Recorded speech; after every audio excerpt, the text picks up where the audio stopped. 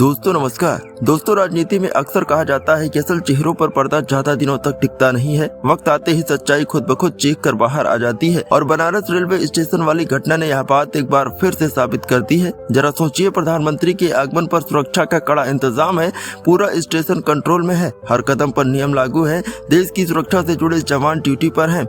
लेकिन वहीं उसी समय सत्ता के नशे का घमंड हवा में तैरता हुआ नजर आता है।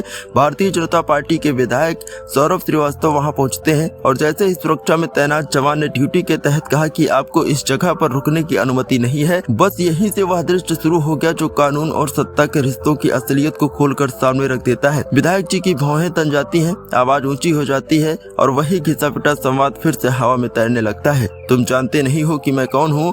यह चार शब्द किसी एक व्यक्ति की भाषा नहीं है, यह सत्ता के अहंकार की भाषा बन गए हैं, जो यह मानती है कि कानून सिर्फ आम नागरिकों के लिए होता है और सत्ता वाले कानून से ऊपर हैं। जवान ने सिर्फ ड्यूटी निभाई पर विधायक ने कानून को धक्का देकर अपनी ताकत दिखाने की कोशिश की। हाथापाई हुई, धमकियां दी गई और यह सब उस जगह पर हुआ जहां देश के प्रधानमंत्री की सुरक्षा की व्यवस्था चल रही थी। यह सिर्फ एक झड़प नहीं थी, यह संदेश था कि सत्ता जब बेपरवाह हो जाए तो लोकतंत्र का गला किस तरह से दबाया जाता है। जब यह वीडियो सामने आया तो पूरा देश देख रहा था कि कैसे एक आम वर्दीधारी को सिर्फ इसलिए अपमानित किया गया क्योंकि उसने कानून की इज्जत की है।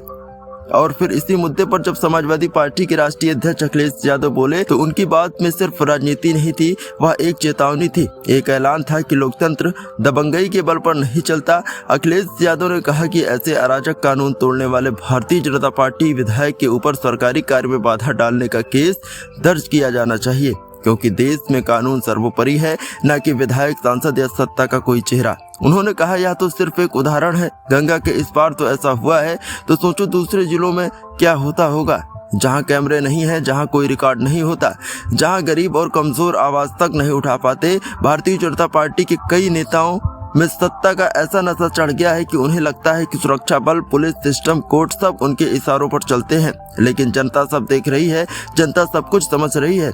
याद रखो, इतिहास में हर बार जब सत्ता ने कानून के ऊपर खुद को रखा है, जनता ने सत्ता को गिराया है। यह लड़ाई एक जवान की इज्जत की नहीं है, यह लड़ाई लोकतंत्र के रीढ़ की है। अगर एक विधायक सुरक्षा में लगे जवान को धक्का दे सकता है तो कल को वह कोर्ट, मीडिया, जनता सबको धक्का देने की ताकत रख सकता है। और सबसे खतरनाक बात यह है कि भारतीय जनता पार्टी इस तरह की घटनाओं को सामान्य बनाने की कोशिश करती है, जैसे यह कोई बड़ी बात ही नहीं हो। अमिताभ बच्चन ने कहा था कि कानून के हाथ लंबे होते हैं, लेकिन यहाँ भारतीय जनता पार्टी दिखा रही है कि सत्ता की उंगली कानून की नाक पकड़कर उसे मोड़ सकती है। और इसी घमंड को चुनौती देना जरूरी था और वह काम अखिलेश यादव ने किया। उन्होंने साफ कहा कि लोकतंत्र में कुर्सी बड़ी नहीं होती, संविधान बड़ा होता है, नेता बड़ा नहीं होता, कानून बड़ा होता है।